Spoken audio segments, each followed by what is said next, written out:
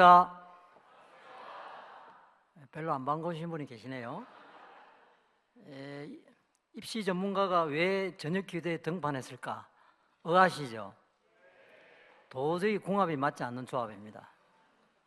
저도 많은 입시 설명회를 가지만 저녁기도에 이렇게 한 거는 처음입니다. 목사님께서 불러주셨을 때 처음에 사실 좀 이걸 해야 되나 마나 순간 고민했는데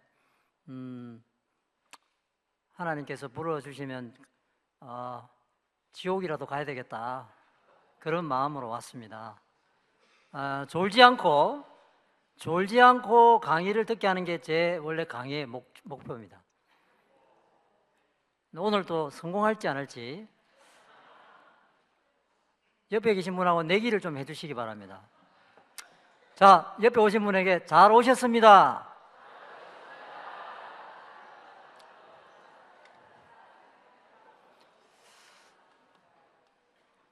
예, 원래 10시까지 처음에 해도 된다고 해서 90분 강의를 준비해 왔는데 오늘 오니까 9시 반에 맞춰달라는 특별 주문이 계셔서 정말 꿀팁들 많이 준비해 왔는데 과감하게 패스하겠습니다. 아쉬운 부분은 6월 7일 시청에서 최초로 열립니다. 부산시청에서 처음으로 여는 입시 설명회입니다. 맞춤형 특강이거든요. 마지막에 제가 자세히 소개하겠지만 그날 나머지는 공개하도록 하겠습니다. 자, 시작을. 자, 먼저 함께하는 교회 좀 소감을 짧게 30초 하겠습니다. 너무 행복한 교회 다니십니다. 정말 부럽습니다. 왜 그런지 아시죠? 평일날 저녁에 아이들이 바글바글한 게 충격입니다.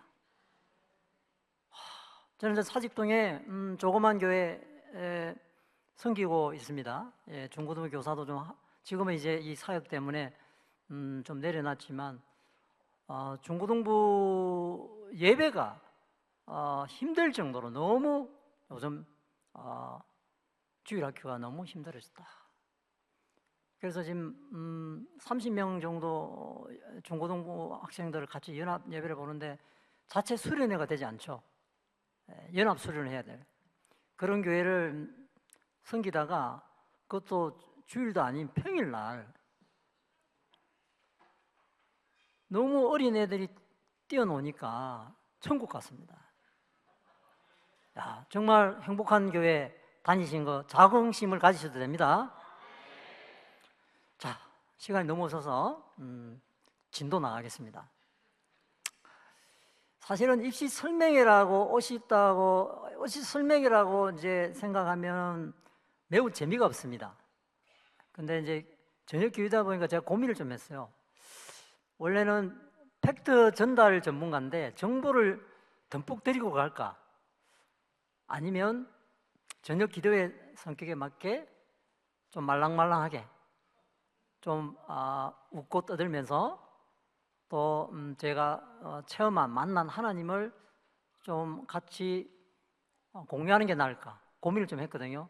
결론은 두 개를 섞어가기로 했습니다. 자, 제가 오늘 뱀같이 지혜롭고 비둘기같이 순결하라, 이 말씀을 제가 함께 공유하는 이유가 있습니다. 전통적으로 교회에서 공부 이야기하지 마라, 맞죠? 학원에 찌들리고 학교에서도 힘든데 야자하고 이라고 너무 힘든데 교회에서 왜 공부 이야기하냐? 그래서 우리 불문율화돼 있죠? 공부 학업 이야기를 교회에서 꺼내면 싫어하시는 분들이 계십니다. 교회는 화평과 평화를 주는 곳이, 스트레스를 풀러오는데 다시 여기서 교회에서 입시 이야기하고 공부 이야기하면 열받죠. 저도. 그럼 아이들 도망가려 하겠죠. 그만큼 지금까지 신앙과 학업 문제를 우리는 이분법적으로 봤다. 그런데 우리가 부정을 하더라도 우리가 학업과 관계없이 우리는 오로지 주님만 보고 우리는 신앙생활을 열심히 하면 돼 이렇게 말하지만 이 나라가 기독교 국가도 아니고 또 정규 대학을 나오지 않으면 너무 임금 격차부터 쉽게 해서 또 결혼도 힘들죠. 솔직히 그렇지 않습니까? 우리가 마주하는 현실과 우리가 교회라는 공간에 딱 들어오면 학업 이야기는 하지 말자 이런 묵시적인 합의가 되어 있습니다. 근데 저는 이게 아니다.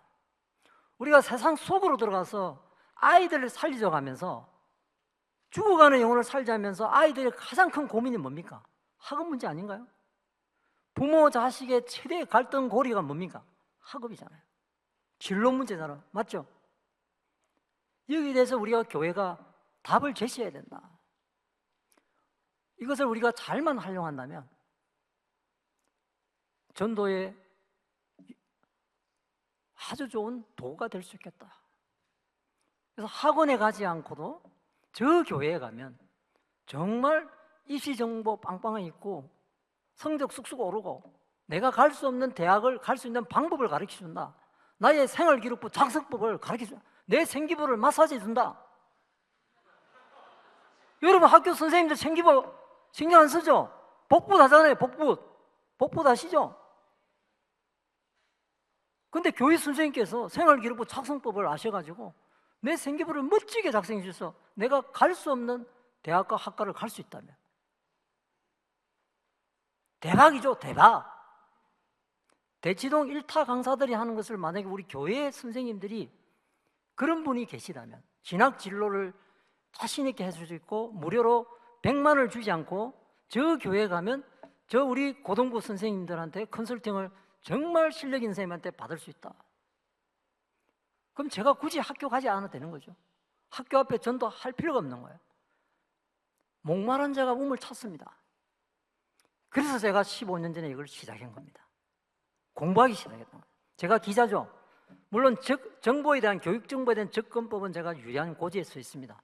여러분들이 전화하면 여기 교육청 직원이 계신가 모르지만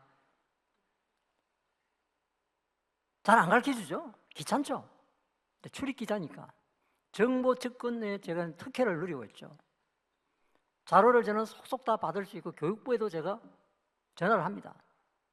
이런 정보를 캐기 시작하고 공부를 하면서 왜 부산에 특히 지방의 친구들이 전교 1등을 해도 왜 스카이대를 못 가냐?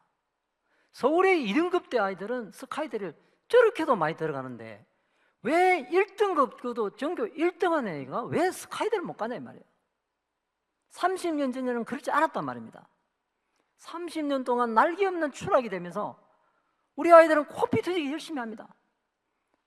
수행평가 열심히 하고요. 수업시간 졸지 않고 시험기간 되면 얼방 3주 그냥 죽죠. 얘들아 맞지? 맞아. 난 너희들의 마음을 안단 말이야. 또 보면은 시험기간에 수행평가를 또 하시는 선생님 계세요. 수행평가 끝나면 한 3일 정도 쉬고 나면은 또 새로운 또 기말시험을 준비해야 되고 또 모의고사가 있다고 해요. 1년에 3모, 6모, 9모, 11모 모의고사 4번 치잖아요. 고등학교 올라가면. 중학교 때 열심히 놀아. 나 고등학교 올라가서 열심히 할 거야. 중학교 때 놀 수 있을 때 놀아야지. 나는 자유로운 영혼으로 중학교 때 운 없이 놀 거야 해가 고등학교 올라갑니다. 코피 터지게 하죠. 근데 성적이 안 나오죠. 왜? 다 같이 열심히 하니까. 이다 보니까 선행을 안 하면은 따라갈 수가 없는 거예요. 학교 정규 수업을 선행을 안 하고 가면요 패스하십니다. 선생님들이. 너 학원에서 다 배웠지? 그렇지 않아요? 그러니까 수학학원, 영어학원을 중학교 때 피 터지게 해야 되는 거예요. 정직하게 공격을 믿고 고등학교 딱 올라갑니다. 내가 알던 거하고 다른 거, 그게 그때부터 이미 불공정한 기울어진 운동장이 되어버린 거예요. 그래서 여기 중학생들 있습니까? 매일 경고하건데 경고합니다. 학원 다니기 싫으면 혼자라도 자기 주도 학습하세요. 교육방송 인강 듣고 혼자 공부하세요. 안 하면 큰일 납니다. 못 따라갑니다. 그래서 우리나라에 이 문제를 해결하려면 법으로 선행을 하는 학원을 원장을 어떻게 하면 돼요? 구속시키면 됩니다. 방법 한 개요. 우리 아이들 살인기는 선행하는 학원을, 죄송합니다. 학원 종사자 계신 게 모르겠지만 용서해 주시기 바랍니다. 제가 15년 동안 무수한 아이들이 고통받는 것에 해법은 제가 제시한 거는 전두환 각하께서 잘한 게 딱 한 개 있다. 전두환 각하께서 뭡니까? 가해 없앤 거잖아요. 이게 선행 없앤 거거든요. 박근혜 정부 때 선행방지법을 만들어놨어요. 저는 그때 박수를 쳤습니다. 근데 웬걸? 벌칙 조항이 없어요. 지금 심야학습 학원에서 몇 시까지 하게 돼 있습니까?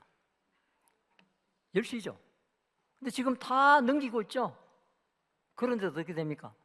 처벌 못하죠? 조항은 있지만 벌칙 조항이 없으니까 유명무실하다는 거죠. 지방 아이들이 사는 길은 선행을 없애는 길입니다. 사교육이 수도권이 너무 발달됐기 때문에 우리가 따라갈 수가 없는 거예요.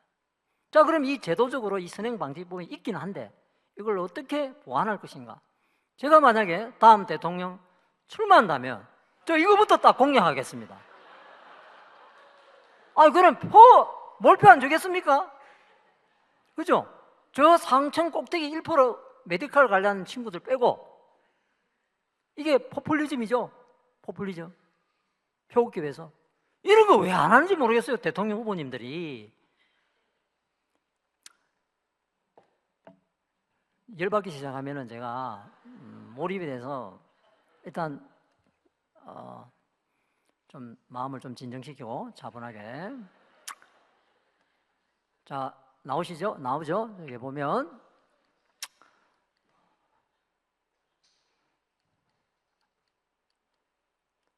이게 안 넘어가나? 예. 제 소개는 생략하겠습니다. 아까 화면에 나왔고, 한 가지만 말씀드리는 거는 저는 무료로 고3 위주로 컨설팅을 무료로 해줍니다. 2~3시간 아주 깊게 해줍니다. 제 입시 컨설팅의 원칙은 뭐냐면 레벨을 올려주는 전략입니다. 학생의 내신 성적으로 갈 수 없는 학과와 대학을 레벨을 올려주는, 그게 전문가 아닙니까? 두 번째, 재수는 없다. 여기에 혹시 고등학생 좀 되면 2학년 되면 내신이 좀 안 돼가지고 벌써부터 이제 저는 수시로 안 가고 수능 공부 열심히 해서 재수할 거야. 졸업도 안 돼 벌써 재수하는 순간 그 친구는 이미 망한 거예요. 착각하지 마세요. 그리고 이제 이런 친구들이죠. 상담을 하면 저는 죽어도 이 A대학교 아래로는 원서 안 쓸 거예요. 수시가 6장 쓸 수 있잖아요. 부모님이 그렇게 이야기해도 안 써요. 저는 이 대학은 아래는 절대 안 씁니다. 그러면 너 모의고사 성적을 분석해 결과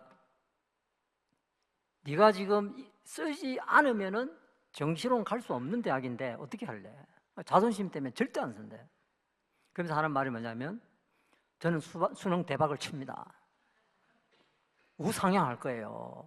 지금 모의고사 성적이 바닥입니다. 이게 재수생들의 특징입니다. 학부모님들 속지 마세요. 학생도 자기 자신을 속이면 안 돼요. 이걸 뭐냐면 근거 없는 자신감, 근자감이랍니다. 수능에서는 그런 거 없습니다. 재학생은 무조건 한 방에 대학에 가는 겁니다. 근데 입시 컨설턴트는 이 학생이 갈 수 없는 대학을 전략을 잘 짜면 갈 수 있는 방법을 아니까. 그래서 돈을 받는 거예요. 얼마 받는지 아세요? 부산은 100만 원입니다. 고3. 대치동 곱하기 2배입니다. 제 아는 지인의 지인입니다.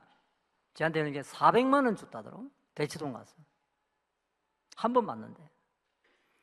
이거 뭐냐면 그냥 깡패죠. 깡패. 정글입니다. 정보 깜깜이 되니까 부모님들은 불안한 마음 때문에 대치동 올라가는 거예요. 저는 돈 안 받고 합니다. 근데 놀라운 것은 성률 100%입니다. 아직까지. 재수생 한 명도 없습니다. 마지막 6지만 무조건 넣어라. 내 말 믿고 넣어라. 불효자식 되기 싫으면 넣어라. 정 재수하고 싶으면 합격해놓고 반수하면 되지 않느냐. 설득시킵니다. 거의 다 맞습니다. 그래서 저게 자랑질 좀 할게요. 하나님께서 하신 거라고 저는 생각이 돼요. 자랑해도 됩니다. 화면에 보시죠. 작년에 고3 17명 했습니다. 전부 다 합격 다 시켰습니다. 이게 육지망으로 간 애가 있긴 있어요. 아까 근자감. 근데 그 애는 제 말 안 들었으면 완전 진짜 재수할 뻔한 거죠. 저기에 있는 17명의 아이들은 저도 이제 직업이 있잖아요. 그죠? 토요일 날 주일을 활용해서 100% 재능 기부를 합니다. 저 컨설팅을 하는데 8시간 준비를 해야 됩니다. 한 학생당. 생기부를 일단 봐야 되거든요. 생기부 정성평가를 해야 되니까. 생기부를 면밀하게 분석을 해서 아이가 갈 수 없는 대학과 학과를 합격할 수 있게 만드는 것이 전문가잖아요. 그죠? 제가 잘나서가 아니고 제가 15년째지만 진짜로 아직까지 100% 승률이라. 이거는 저는 개인적으로 내가 그렇게 잘난 사람도 아닌데 올해도 이렇게 풍성한 결과를 주시는 걸 보면 아직은 제가 이 땅에 할 일이 많구나. 그래서 이까지 또 함께하는 교회도 오게 된 것 같아요. 작년 입시 결과를 하나님께서 저는 해마다 항상 한 해 결산할 때 하나님 제 이름은 감춰주시고 하나님의 이름이 드러나게 해주십시오. 항상 그렇게 기도를 합니다. 그리고 이시 상담을 하기 시작하면 원래 금요 기도를 매주 나가야 되는데 코로나 계기로 조금 하나님 조금 봐주십시오 하고 안 나가다 보니까 다시 이게 보니까 습관이 붙는데 조금 시간이 걸리는데 그래도 본격적인 입시 시즌이 되면 저는 기도하기 시작합니다. 기도를 하면서 함께 가야만이 하나님께서 일하신다는 것을 늘 체험을 하기 때문에 그래서 이거는 이 성률은 100% 성률은 하나님께서 일을 하신다면 앞으로도 계속 저는 이어나갈 거라고 생각을 합니다. 이 함께하는 교회 올해 고3 중에 7월 기말 시험 끝나고 선물 하나 드리겠습니다. 저한테 상담 받으려면 2-3달 전에 예약을 해야 됩니다. 왜냐하면 이게 8시간 분석을 해야 돼요. 아이의 학생의 모의고사와 생활기록부까지. 상담이 필요한 친구 딱 한 명만 염상석 목사님 통해서 연락 주시면 무료로 해드리겠습니다. 많이 해드리고 싶지만 지금 이미 예약이 너무 많이 돼 있어가지고 현실적으로 그거 6월 7일 날 시청 설명회 오시면 꿀팁을 일부 받을 수 있습니다. 자, 넘어갈게요. 우리나라 대한민국이 지금 위기입니다. 제가 왜 이 사역을 하게 됐는지 15년 전에 세월이 많이 흘러서 15년이 흘렀지만 그때나 지금이나 위기는 더 지금 심화되고 있다. 저게 자세히 보이지 않겠지만 저출산 등 심각한 문제, 인구 소멸 위기. 2050년 넘으면 대한민국 정확하게 지금부터 50년대는 인구가 3,500만으로 통계청 장래 인구 추계상 3,500만으로 쪼그라듭니다.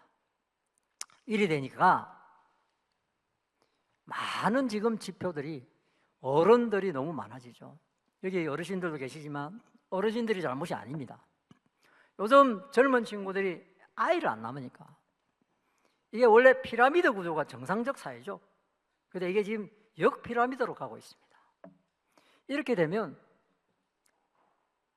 젊은 사람들이 노인을 부양해야 되는데 부양해줄 인구가 젊은 층이 밑에 너무 이게 없으니까 노인이 노인을 돌봐야 되는 시대가 오고 있습니다. 이러다 보니까 교회도 위기가 옵니다.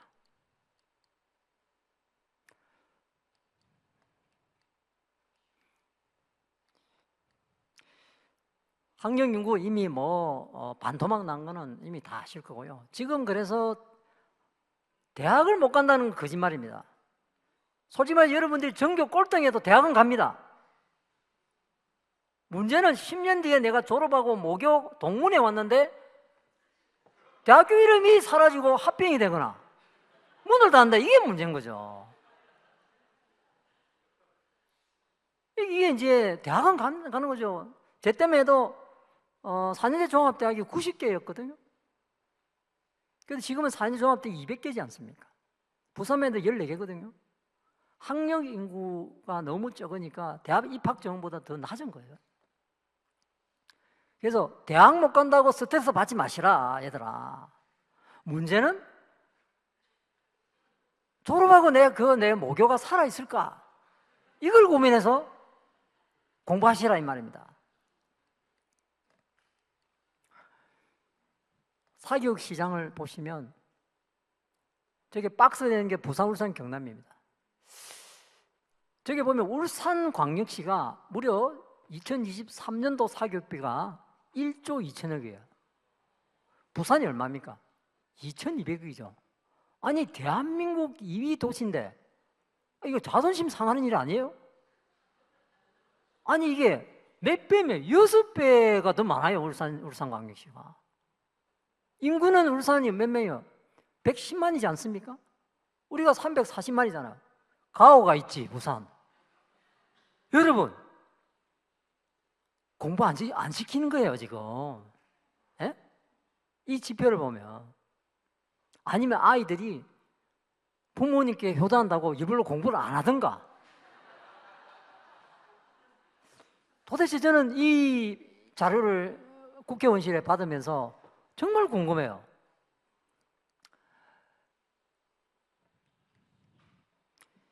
저렇게 사교육을 쏟아붓지만 결과는 어떻습니까? 제가 이 세 개 대학을 데이터를 보여드리는 것은 그만큼 아이들이 가장 가고 싶어하는 대학이기 때문에 객관적 지표로 입시계에서는 인정하는 세 개 대학입니다. 저기 보시면 서울이 차지하는 게 인구 대비해서 서울이 어쨌든 전체 스카이대학에 10명 중에 3명이 스카이대예요. 스카이대 재학생의 10명 중에 3명이 서울 사람이에요. 서울 인구가 950만이죠. 20%도 안 되는데 저기서는 32%를 이 수준을 먹는 거죠. 심각한 학력에 기울어지는 현상이 이렇게 지금 일어나고 있습니다. 왜 이렇게 돼가? 옛날에 안 그랬거든요. 이유가 있습니다. 자, 우리 청소년들 또 하나의 또 문제가 또 있습니다. 사회 전체적인 위기가 있지만 사실은 사회 위기와 함께 이중의 위기가 온 게 바로 청소년 위기인데요. 이게 주범이 뭡니까? 인터넷입니다. 아마 지금도 집에서 아마 오늘 아침에 아마 애하고 한판 붙으신 가정들이 분명히 있을 거예요. 말도 안 하신 부모 있을 거예요. 며칠째 냉전해가지고 밥도 주기 싫은 애가 있을 거고, 집집마다 아마 이 인터넷 문제로 충돌을 자주 할 겁니다. 자, 저기 보면 여기 청소년들 계신데, 자, 지금부터 자가 진단하십시오. 하루에 핸드폰, 유튜브 다 포함해서 4시간 이상 손을 인터넷으로 함께 같이 여가 시간을 즐긴다. 초등학생은 3시간. 손들어도 안 될 거예요, 아마. 스스로는 알 거예요. 고위험군입니다. 고위험군. 이건 치료받아야 됩니다.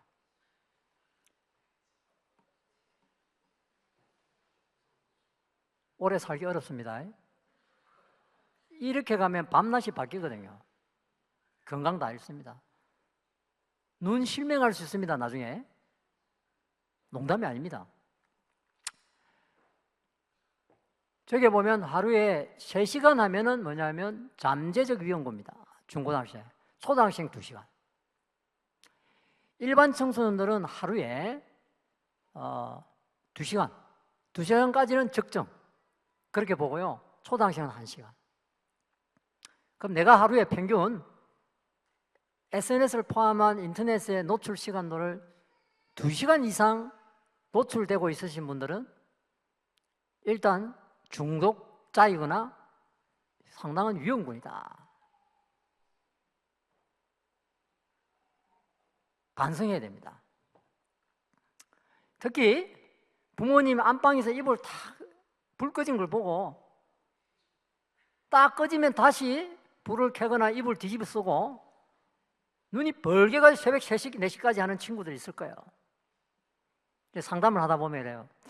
야, 이는 똑똑한데 노력하면, 부모님 그래요. 노력한 만큼 결과가 안 나와요. 저는 딱 보면 알거든요. 딱 영어 수학을 딱 점수를 딱 보면 이 친구는 기본적인 공부 머리인데 왜 이렇지? 부모님 좀 나가 계십시오. 너 솔직히 얘기해봐라. 핸드폰 너 새벽 2시까지 하지? 안 하는데 하잖아. 부모님께 말 안 하실 거죠? 말 안 할게. 사실도 얘기해도. 너 몇 시까지? 2시요. 2시 아니잖아. 3시잖아.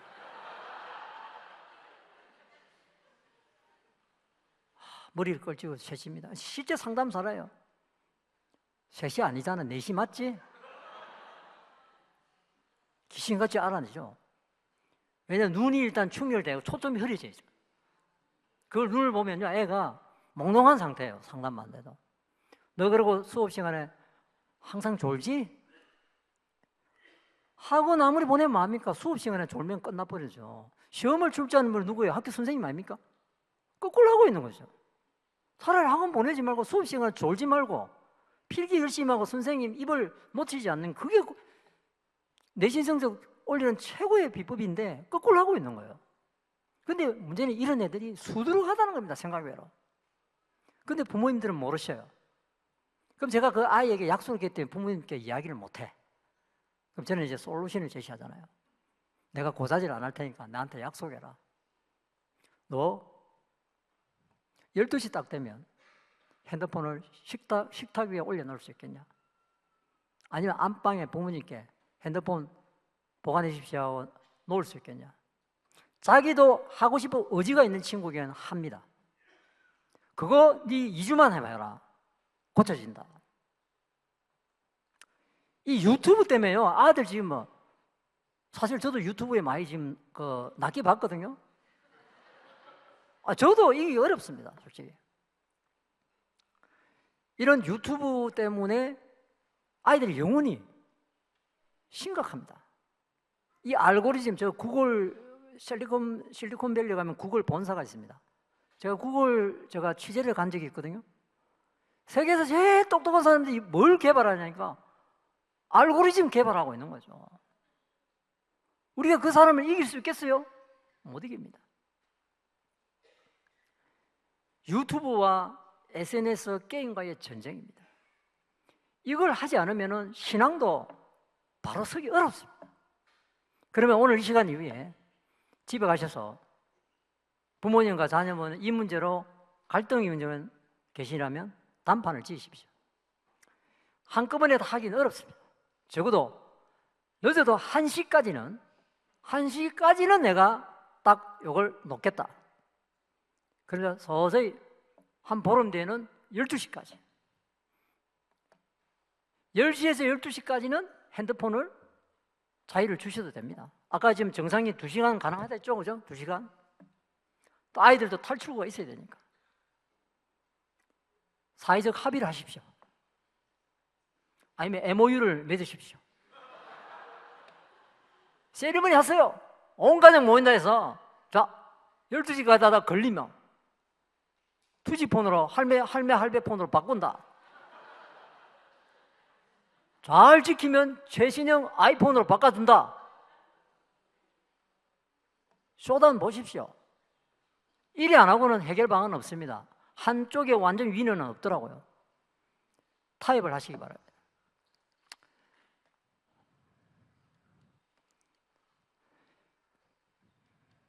과감하게 넘어가겠습니다.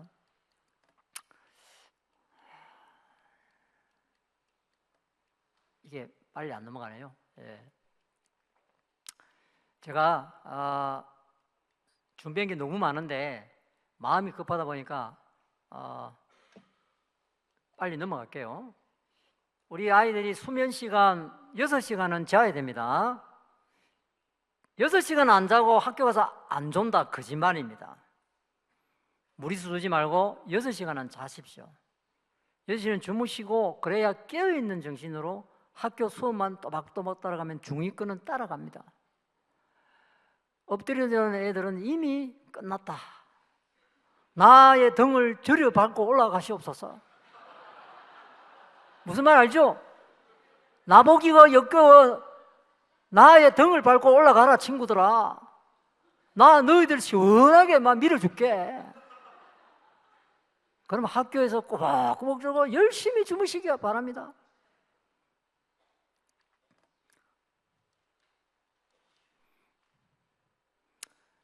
우리 한국교회 위기가 저출산과 같이 오고 있습니다. 충격적인 것은 무신자들이 이제 절반을 넘었다는 겁니다. 종교가 없다는 거죠.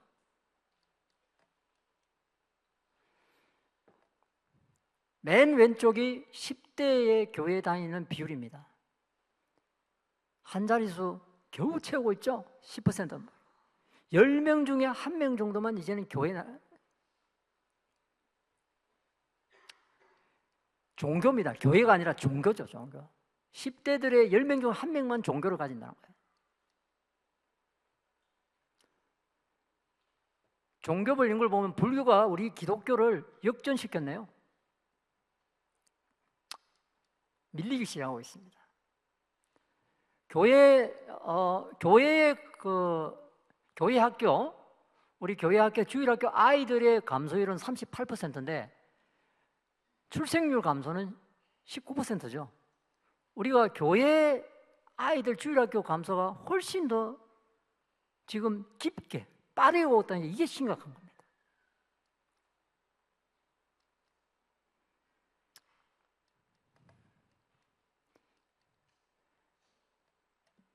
문제는 지금 이제 성인까지 하면 지금 교회 비율이 보면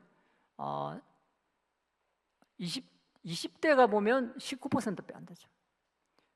문제는 여기서 가나안 족속들이 있다는 거죠. 가나안 아시죠? 예. 너무 그 이스라엘 백성이 젖과 꿀이 흐르는 땅으로 한 그 가나안을 너무 사모하시는 분들이 하나님을 믿지만 교회는 안 나간다는 거죠. 이 비율이 갈수록 높아지고 있다. 이게 거의 30% 육박한다는 겁니다.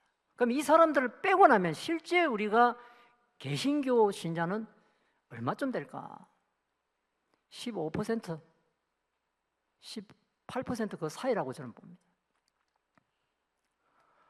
그러니까 우리가 무엇을 할 것인가? 저희 어디입니까?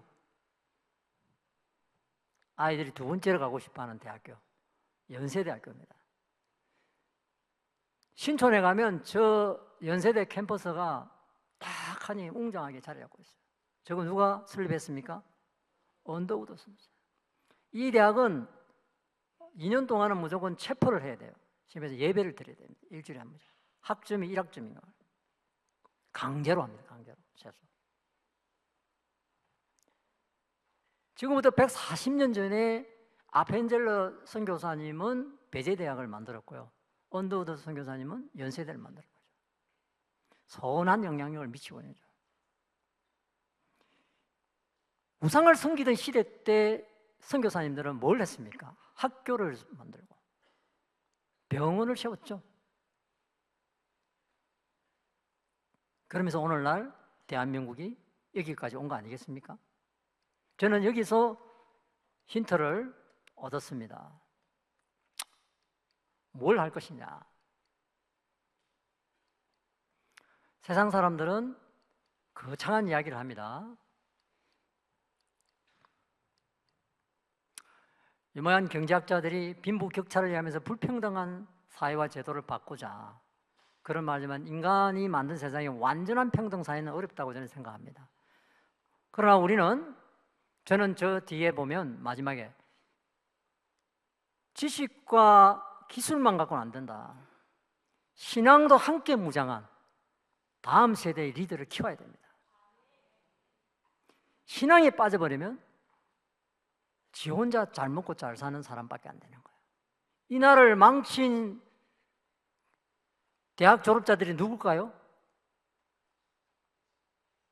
S대 아닌가요? 다 그렇지 않지만 S대 출신들의 대한민국의 법조인, 정치계 대부분 다 다수 우위를 점하고 있죠. 이 사람들이 만약에 제대로 된 신앙으로 무장한 사람들이라면 이런 아이들을 지금 힘들게 하는 교육 제도가 왔을까? 지금보다 좀 더 나은 세상이 되지 않았을까? 저는 그런 생각을 합니다. 단순히 공부를 잘하는 친구가 아니라 그리스도의 심장으로 무장한 친구가, 그런 친구가 많아져야 됩니다. 그래서 공부 열심히 해야 돼요, 여러분. 오늘 저녁 기대 나면 집에 가고 이럴 거예요. 아, 피곤하다. 하나님 지혜를 주십시오. 제가 하나님 영광을 위해서 살겠습니다. 저희가 명철과 지혜를 주셔서 학업에 진보가 있게 해주시오. 우리 기도 많이 하죠. 그러면서 금요 기도에 참석해 열심히 기도합니다. 집에 가서 바로 그냥 다이죠. 침대에 누워 자거나 핸드폰 바로 봅니다. 그건 저녁 기도에 왜 간 거예요? 착시현상이죠. 정말 하나님을 인격적으로 만난 친구라면 하나님을 위해서 내가 할 일이 있잖아요. 교회 안 다니는 친구들은 뭐 내가 기도의 시간에 어떻게 했습니까? 학원이나 스터디 카페에서 열심히 공부했잖아요. 옛날하고 달라요. 선행을 너무 나가기 때문에 순 공부량이 뒷받침이 되지 않으면 번개 맞지 않고서는 햇빛 찍은 게 다 맞아. 그러지 않고서는 절대 기적이 일어나지 않습니다.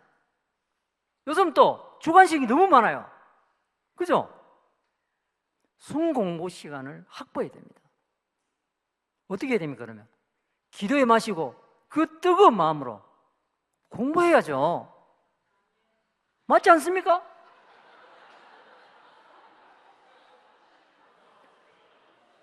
우리 주일날 오전에 예배 드리잖아요. 목숨 걸고.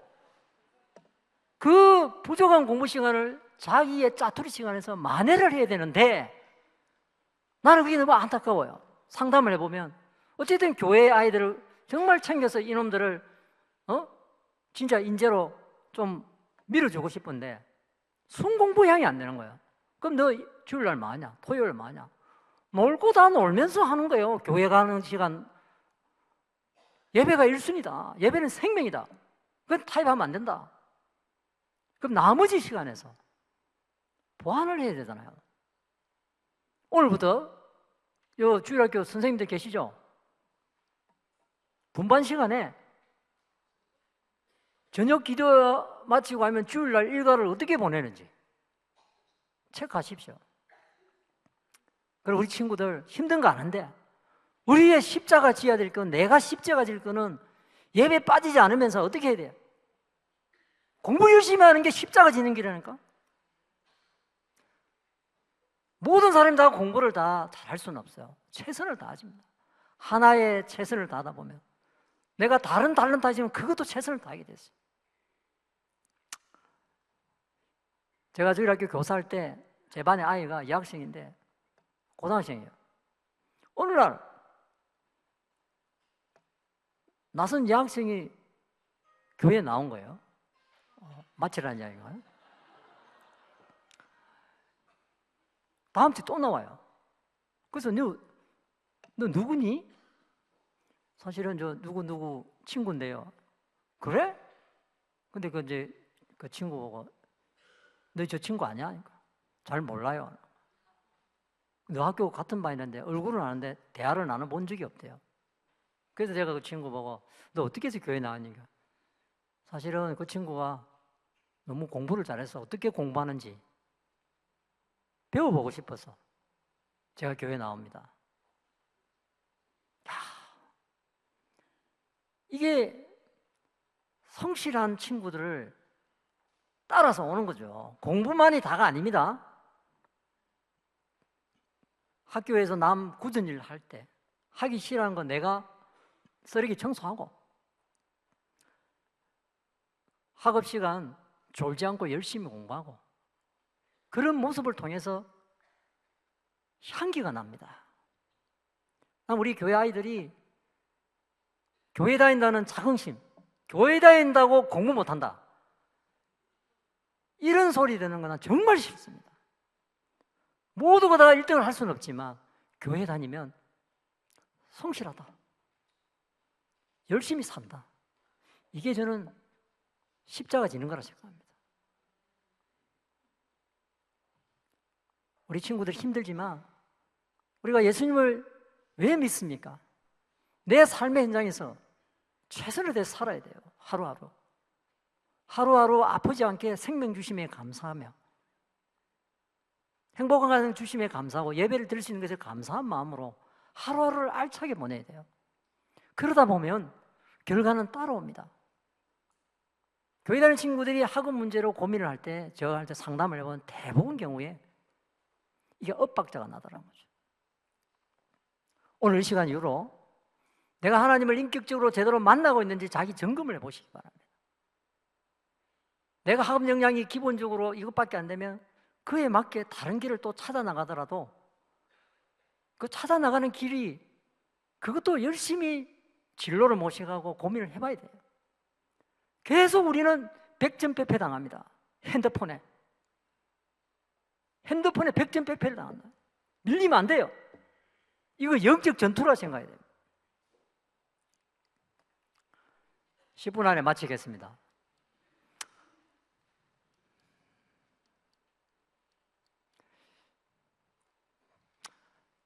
제가 15년 전에 약간 짧은 간증할게요. 30대 기자 생활하면서 술을 너무 많이 먹었습니다. 할 수 없이. 제가 술이 약한데 매일 술인 거예요. 이제 연초도 얼마 안 되니까 끌리 다닌 거죠. 그냥 오바이트를 그냥 이틀 한 번 꼴로 하면서. 그래서 지금 제가 역류성 식도염이 완 거예요. 그때 안 고쳐집니다. 어릴 때부터 교회를 다녔지만 이 실제로 직장 생활하는 게 쉽지 않더라고요. 특히 기자라는 직은 검사님들하고도 부터가 밀리면 안 되거든요. 선배들한테 너 폭탄주 먹을 때 딱 상대방 하나는 쓰러뜨리고 쓰러져야 된다, 이렇게 교육을 받아요. 아주 나쁜 그 폭탄주 문화예요. 지금은 그거 사라지지만. 아니면 군대처럼 까이거든요. 근데 어느 날 계기가 있었습니다. 이러다가 내 인생 망하겠다, 돌아가자. 그래서 40 초반이었어요. 근데 제가 그때 험지에 가자 해서 개척교회 갔습니다. 가니까 담임 목사님 가족하고 한 가족가 딱 2가정이더라고요. 그게 등록을 했습니다. 내가 처음부터 다시 시작하자. 그때는요, 바람도 너무나 정겹게 들렸고, 빗소리, 지금 비 오죠? 비 주심도 너무 감사하더라고요. 내가 호흡할 수 있다는 게 이렇게 기쁜가, 그런 순간이 있었거든요. 그때 다시 하나님을 다시 만났다고 생각하는데 뭔가 해야 되겠다. 근데 개척교회니까 재정이 없잖아요. 인적 자원도 없죠. 무엇을 할 것인가? 교육이다. 그게 5,000세대 신도시였거든요. 학원을 능가하는 퀄리티 높은 수업을 하자. 그래서 논술 수업을 시작했습니다. 한 가정 등록하신 분이 현직 수학학원 원장님이셨어요. 그걸 조금 있으니까 한 분이 또 등록하시는데 그분은 전직 국어 선생님이었어요. 하나님께서 붙여주시는데요, 교무회의를 열었습니다. 제가 이제 교무부장이 된 거죠. 그래서 저는 논술, 수학, 국어 3과목을 열었던 거죠. 근데 이게 대박인 거예요. 저는 어설프게 재능 기부하면 안 된다. 요즘 사람들은 사교육비에 돈을 아끼지 않습니다. 그러면 학원 수준을 뛰어넘어야 된다. 수학 원장 선생님께도 죄송하지만 집사님 학원 원생 가르치는 것보다 더 사전 수업 좀 철저히 주십시오. 우리는 하나님의 이름으로 갑니다. 그러면서 금요일 날 엎드리자, 금요 기도에 필참시키면서 기도하면서 갔습니다. 경쟁률이 4대 1입니다. 공개 모집을 했는데 학원에서 항의 전화가 와요. 왜 잘 다니는 아이를 교회에서 아이를 뺏어가냐고.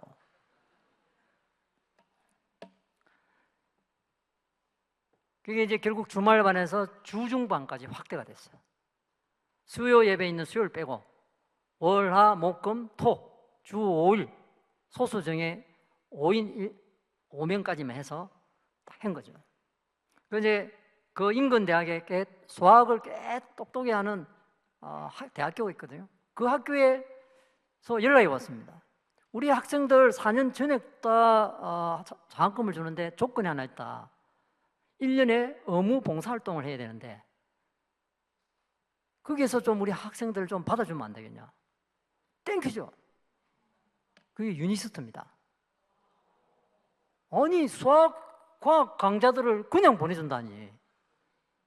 그래서 공개 강사 모집을 했는데 교실이 부족해가지고 5명밖에 못 뽑았거든요. 강사 면접을 보고 그랬습니다. 강사들이 3대1 경쟁이었어요. 이게 그냥 하나님께 일을 펼치시 나가는데 나중에 이제 시험 드는 일들이 생깁니다. 학원에서 교육청에 신고한다. 왜 하냐니까 항상 선한 일 하면 우리가 착각하면 안 됩니다. 하나님 일 한다 해서 모든 일이 술술 풀린다 생각하면 안 되더라고요. 처음에 무료로 하고 이렇게 했는데 학부모님들이 간식을 제공하고 싶다. 돌아가면서. 너무 고맙다고.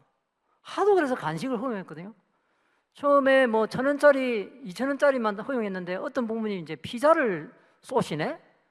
피자를 쏘니까 그다음부터 치킨을 또 쏘시는 부분이 되고 이게 레이스가 펼쳐지가지고 간식 전쟁이 붙은 거예요. 근데 이게 인근 학원에 딱 소문 들어가지고 그게 무료로 하더니 간식비 받는 거 아이가?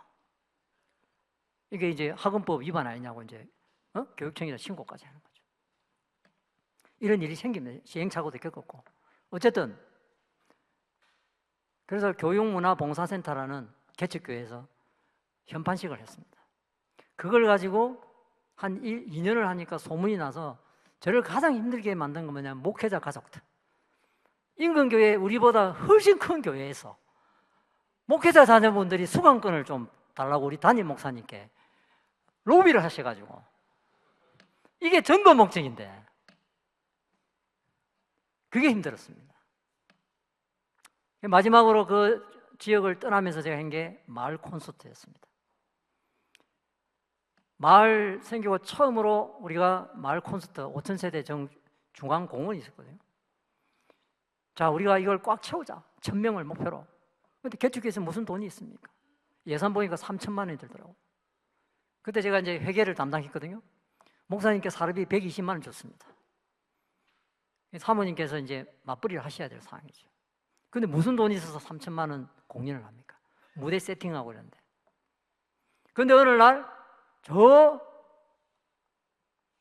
거제도에서 대형 트럭이 올라오는 거예요. 무대를 뒤에 싣고 그 먼 울산까지 올라오는 거예요. 깜짝 놀랐습니다. 그 우리 교회 집사님의 남동생이 그냥 무상으로 해주겠다. 그럼 이제 무대에 올릴 이제 공연팀이 필요하잖아요. 현대중공업 예술단이 꽤 좋습니다. 제가 간부님께 전화를 했어요. 우리 마을 콘서트를 하려는데 팀을 좀 보내줄 수 있겠느냐. 사회공헌 활동이라 생각하시고 10팀을 보내주겠냐. 피아노까지 다 한 푼도 안 받고. 근데 마지막으로 다 제 장소 허가 받는 것도 상당히 어려웠거든요.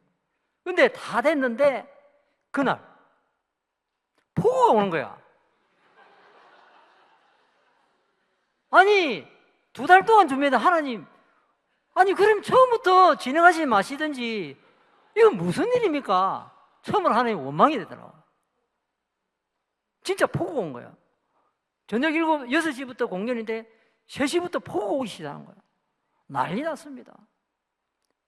하느냐 마느냐 되돌릴 수도 없고 결국은 천막을 치기로 했는데 천막 치는데 돈이 또 100만 원이 필요한 거죠. 돈이 있습니까? 국정원 관계자에게 전화를 했습니다. 조국을 위해 평소에 많은 일을 하시니까 이 지역 주민을 위해서 작은 콘서트에 1,000만 좀 지원해 줄 수 있겠느냐. 업무 추진비로 지원해 주시더라고. 그래서 급히 천막을 치고, 근데 이제 시작하는데 5분 전까지 사람이 딱 10명 왔어요. 와, 이건 큰일 났다, 이거. 폭망이다. 처음으로 하나님이 살아계신지, 눈 감고 계신지, 의심이 살짝 인간지다. 근데 놀라운 기적이 5분쯤에 사람이 구름처럼 몰려오는 거야. 빈자리가 없을 정도로 꽉 차왔습니다. 국회의원 초대를 하는데 국회의원이 인사하고 싶다고 뒤늦게 발언권을 달라요. 다시 한번 기적이, 지금 생각해도 기적이 생각. 하나님께서 일을 하시는 걸 저는 체험을 하면서 여기까지 왔습니다. 어쨌든 교육 기부로 시작한 그 사업이 마을 콘서트가 이어지고, 그다음에 발령이 나서 부산까지 와서 어쨌든 이제 동기가 돼서 여기까지 오다 보니 오늘날 보니까 이제 입시 실적이 나오잖아요, 그죠? 만족도가 높으니까 이제 입시 전문가로 분류되게 됐고, 드디어 10년 전에 제가 꿈꿔왔던 부산시청 1층 대강당에서 대치동 1타 강사를 누르고 하나님의 심장으로 내 부산시청 하나님 1층 대강당에서 언젠가 입시 설명회 내가 한번 하겠습니다. 그게 이루어졌습니다, 여러분.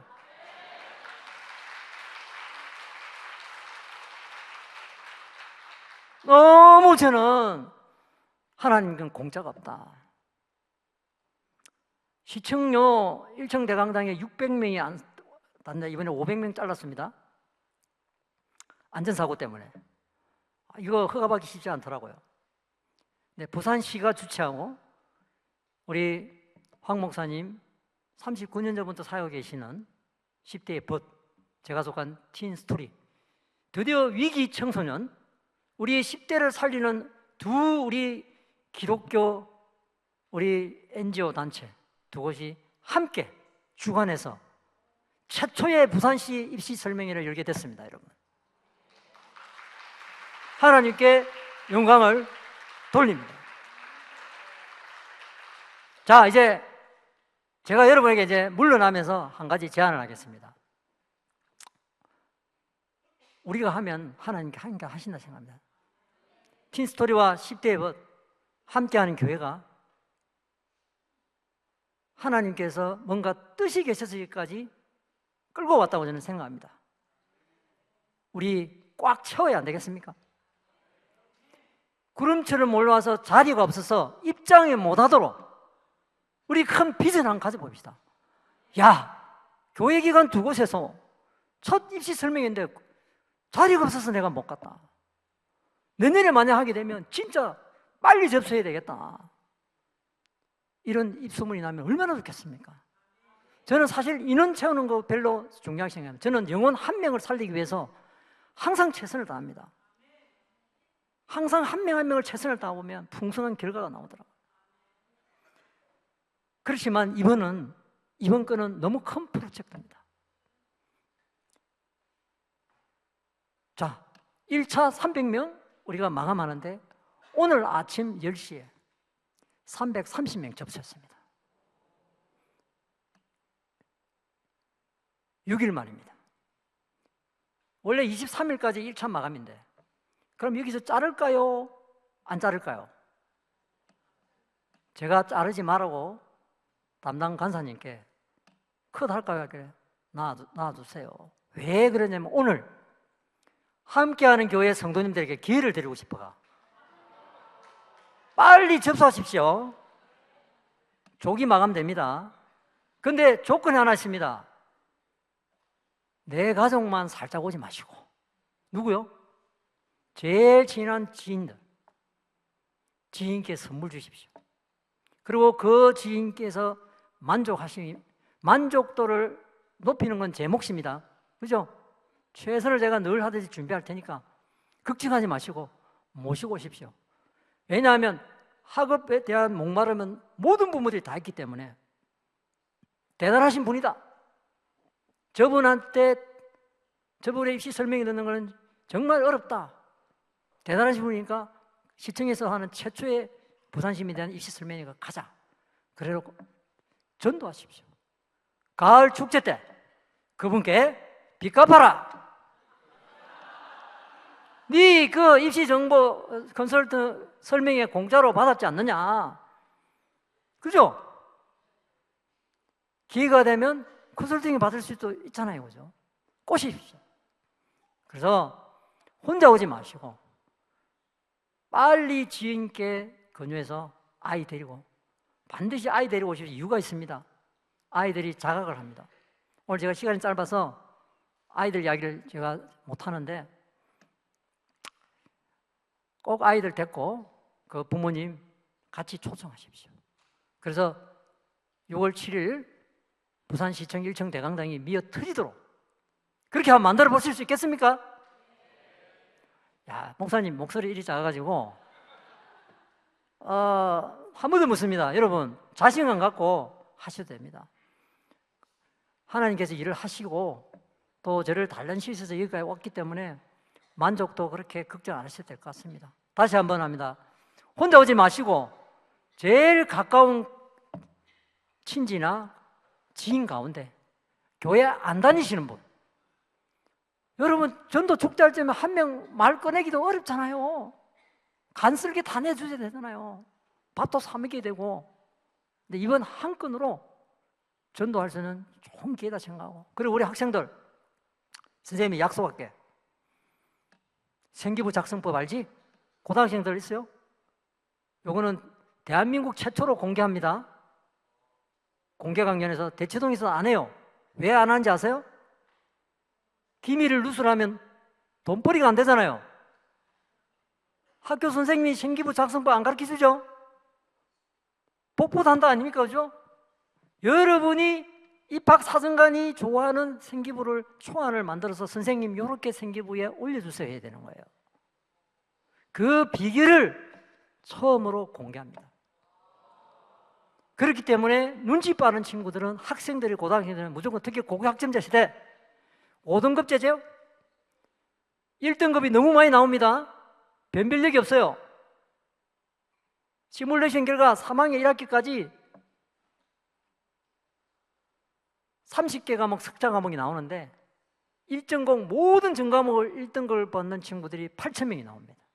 그런데 지금 의대가 몇 명이에요? 3,000명이죠.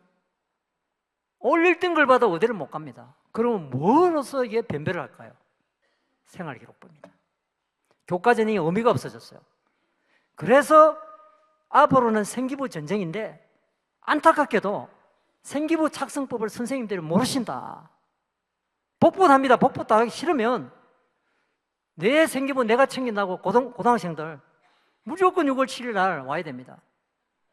제일 친한 친구 데리고 오세요. 와서 그 친구 주일학교에 예배 한번 가줄래? 그러면 여러분께서 할 일은 다 하는 겁니다. 자, 마무리 발언하고 마치겠습니다. 불러주신 목사님 감사하고, 재미없는 입시 이야기였습니다. 시간이 너무, 원래 제가 3시간 강의하는데 처음으로 제일 짧은 강의하고 물러갑니다. 나머지 오늘 꿀팁을 듬뿍 주려 했는데 오늘 15%만 공개했습니다. 정말 중요한 정보는 6월 7일 날 시청에서 뵙도록 하겠습니다. 이상입니다.